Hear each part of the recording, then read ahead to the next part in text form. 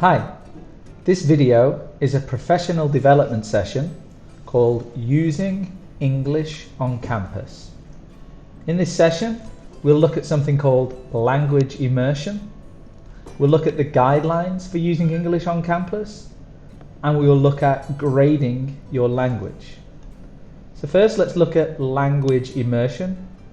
A good example of immersion is swimming. If you want to swim in a swimming pool, you have steps and then the pool usually slants downwards. The better you are at swimming, you are going to get in the pool and jump and swim all the way to the end. If you are okay at swimming, maybe you'll go in the pool, but you'll stay here nearer the end so that you can put your feet on the floor. And if you cannot swim, but you like the water, you will probably just stay sitting on the steps. So it's similar for language immersion in that the more language you have around you, the more water, the further down the pool you can go. So how do we put language around us? Well, first of all, you think about what language you study in, what language you work in, what language you use at home and your social media accounts, what language you speak to your friends in and go shopping in, what language you do entertainment, so watching movies and TV and music, what do you listen to? And then finally, what language do you use on the internet for Google and for searching up the news and things like that? So the idea is that the more of this language you put around yourself, the better you are going to be at the language. Why? Number one, it builds confidence. You get to use the language in an authentic way. So teachers like to teach a language point, but they're never sure if a student goes out and uses it in their own life. That's the way it will get deeper into their memory so that they can use it again and again. It builds interpersonal skills. So making a friend, agreeing, disagreeing, negotiating, asking for something, giving advice, these are all skills that you need with other people. If you don't practice them in the other language, you're never going to build those skills. And then finally, it improves the first impression. Even people who have low language ability can make a good first impression if they use certain words, if they listen carefully, if they ask for more information. For our students at ADVETI, this will be so important for a job interview. So yes, they can study the course, yes, they can pass the course, but when they get to that job interview, how good is their first impression about what they know about this subject? So to help with this, I did a survey of our staff to see when they use English. Now our staff are they might be from an English speaking country, maybe they use English all their adult life, others use English and Arabic in their life. So it seems clear from this that they all use English at work nearly all the time. At home, it's 50-50, maybe leaning towards whatever language they use in their home life, but at home, that's not happening. In the phone, so a very important part of communication, it's a little closer, but it's leaning towards more using English, especially on social media. Why? Because so much of the news, so many of the memes and the things that we share are done in English. And then in the outside world, this is the UAE, there's so many different places that use English only, so they're using English all the time outside. So this is the general thing. At work and outside in the world, they're using English, but at home and only a little bit on their phone are they using English. Now this is for staff where we have a mixed variety. For our students, we don't have this survey. I will put together this survey, but it'd be interesting to see. I would say we're only seeing it in the classroom, a little on their phone, and yeah, again in the outside world, but it's going to be a challenge for them to use. We need to be increasing this so that it's just like our staff. So the example I want to give is a pearl diver who jumps from this boat and has to go all the way to the bottom to find the pearl. At the top, this is only a little bit of immersion. You're not going to find the pearl there. They're studying in English. They might use English in the outside world. They use English on the computer. They watch TV in English but with Arabic subtitles, and they have no English speaking friends. This is the majority of students.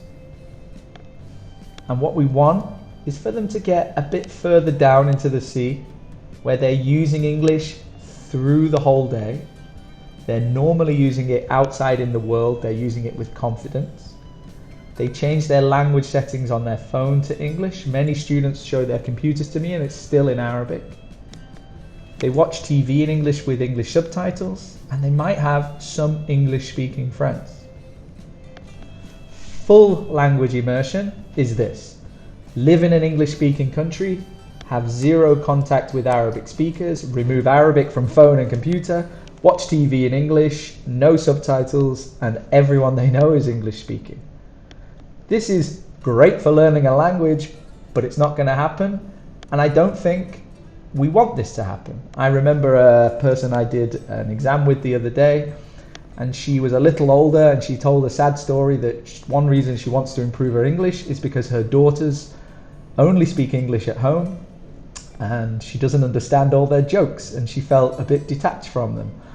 And it was quite sad to hear. That's not what we're asking for. We just want them to increase their English so that they're more comfortable using it for those first impressions when they get to the workplace.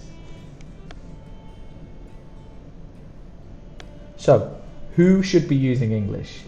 Well, it should be the teachers, including the Arabic speakers, our students, our admin staff, so that's student services included, and management.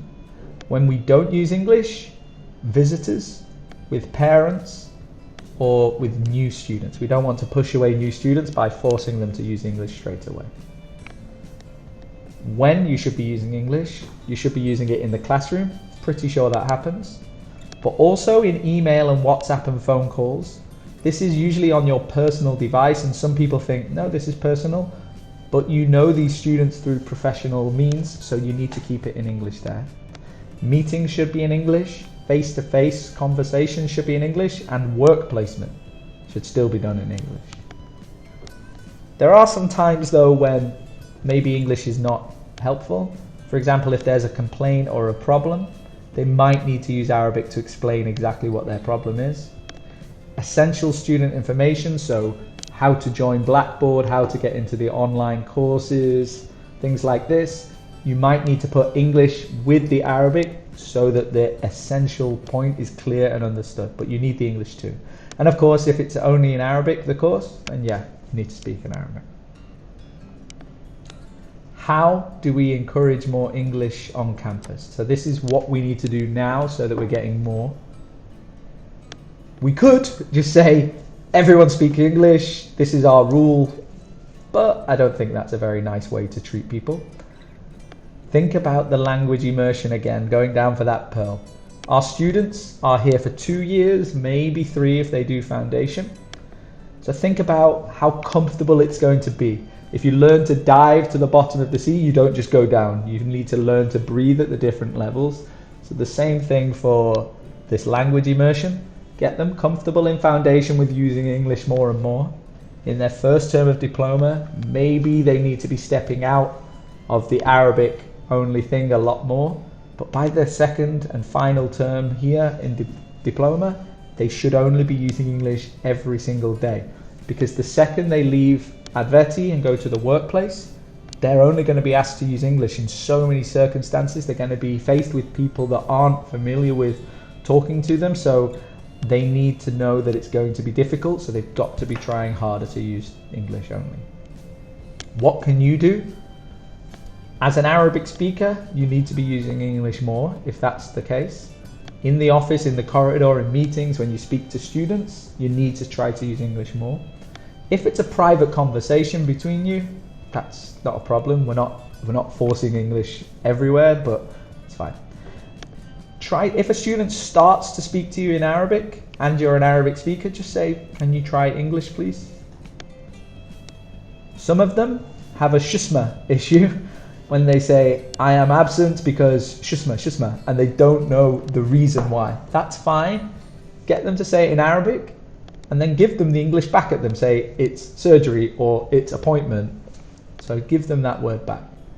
And then there's going to be language posters and videos. That's where the English team should be doing more things to help build this on campus and developing student language in this area. Here's one of the posters we've made. Phrases to use in the classroom. We've given them the phrase. There's a video to go with this, and they will have the English and the Arabic. The idea is that in the classroom, if they're not using it, if they just say toilet, you say, what does it say? And you get them to say, can I go to the toilet? So this is where in the session I would do a quick activity and get them to give me phrases for student services, management, IT, cafeteria, and security and facilities. So again, we put similar posters around these areas. Student services, this is what I got back.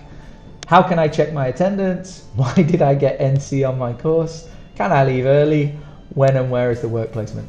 All valid things. They might not know how to put that together in a sentence, so give it them. Security, they might say, I need the nurse. Where's the exit? I'm late for the bus. My food order is at the gate. Okay, maybe some of those are relevant. IT said, I don't know my password. My Blackboard isn't working. How can I open ADVETI email? Again, they should know the word, but they might just give you broken sentences. Give them the full sentence. For cafeteria, can I have a coffee please? How much does it cost for a muffin?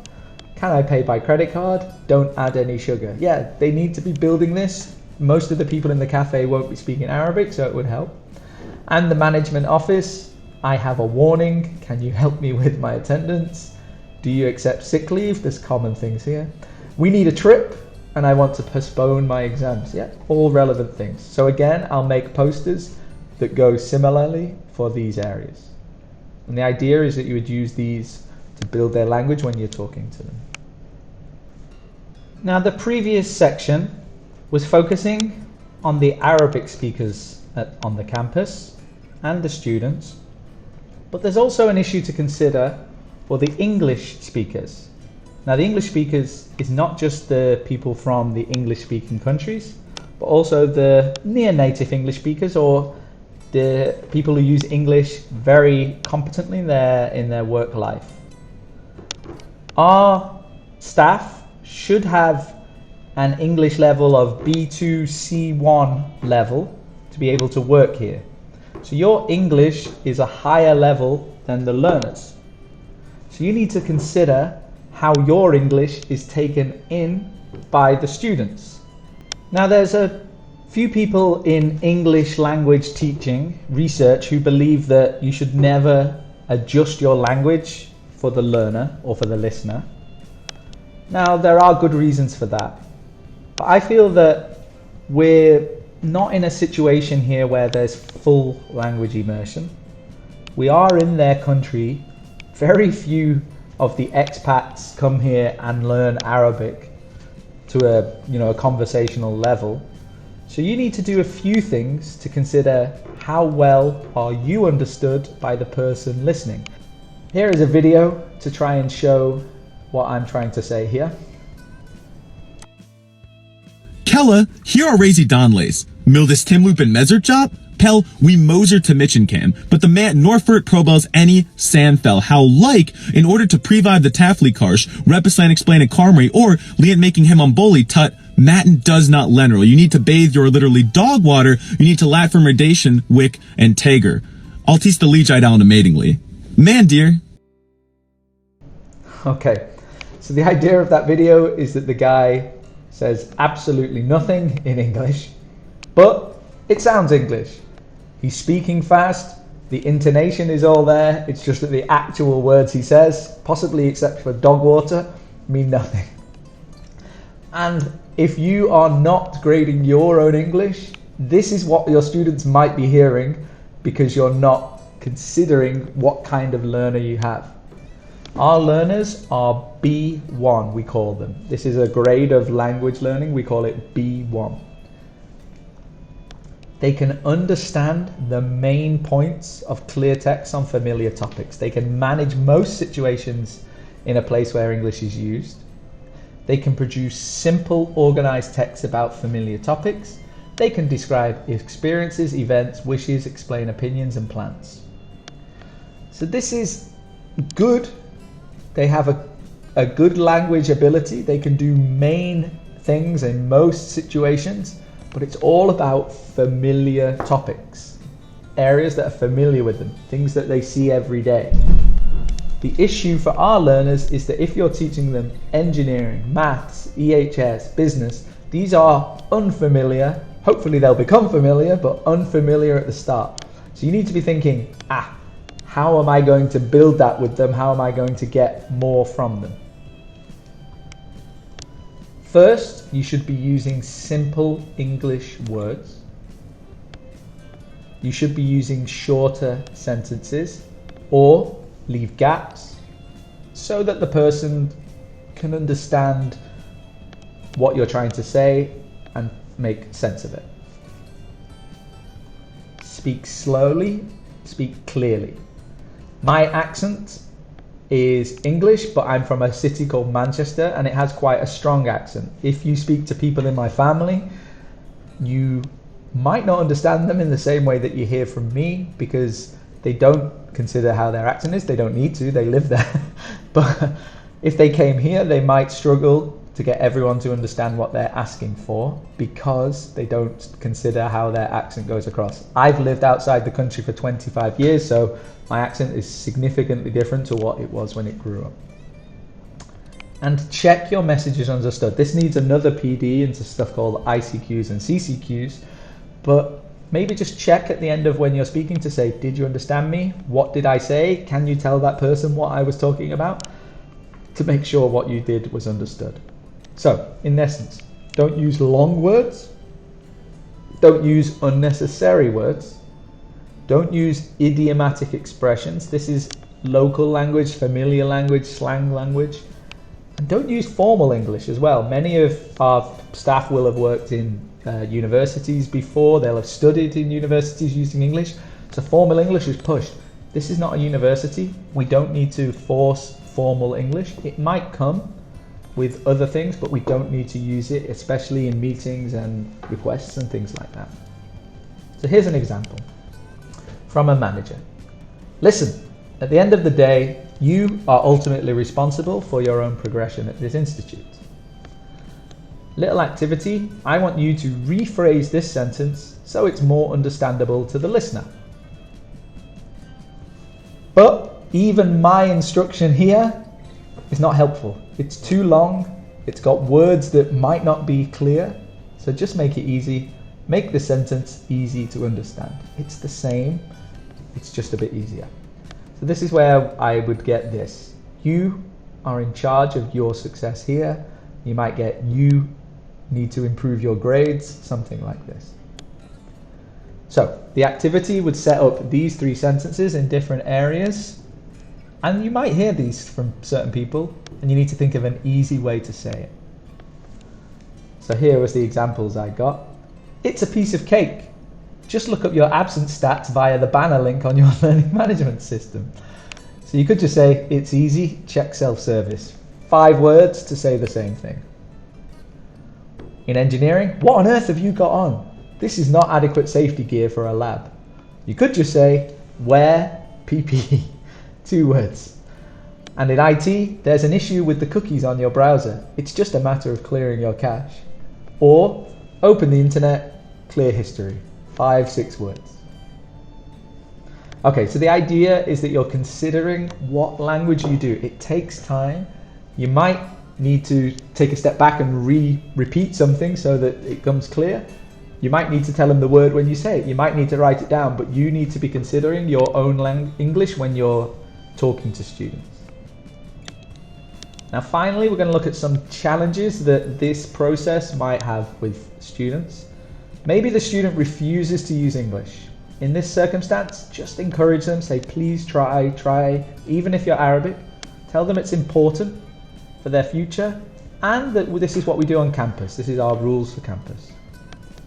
If they have a language problem, the shusma thing I was talking about before, give them the word or the phrase if they try to explain it, or ask them to say it in another way. But that doesn't mean stop there and turn to Arabic, because that will happen every time. Give them the chance to say that word in Arabic, but then go back to English. And remember that mistakes will help you to remember. The pain of making a mistake, the embarrassment, can make a difference in understanding. I have an example when I learned Spanish and I said in a meeting, estoy embarazado, which I thought means I am embarrassed, but actually means I am pregnant, which was even more embarrassing, and then I couldn't find the word to say that either. So yeah, the mistake stays in my mind and I know never to make that mistake ever again. They could be emotional. They could be angry, tired, sad, or pregnant here, embarrassed. So just understand that using another language is tiring mentally. So just ask them to try it once, but then they might need to go to Arabic. Small talk is a challenge. So a lot of conversations about the weather, the local news, hobbies, food, drink, football, whatever, they're small talks. They need the language to be able to do that. But if you don't ask them, hey, the weather's good today. Hey, what did you have for your breakfast? Then how was your weekend? Then they're not going to be using English with you. So when you do small talk, use English. Students might feel they did not get the support. You are a teacher, you are a student services, you are a manager. So make sure that they got the support they needed. Just check at the end. It can be frustrating. Try to get them to find the words, but make sure you check, did they get help? And the final thing, there's limited exposure outside the campus. So back to the survey, we can do it at work, we can encourage them to be using it on their social media and their computers, but we can't force it at home. So this will only happen 8 hours, 7 hours a day while they're here. So we need to build the activities we use on campus to encourage them to be using English, and the English department should be doing some initiatives to build it on campus to encourage more of it. These are the videos and the posters and the teaching as we do.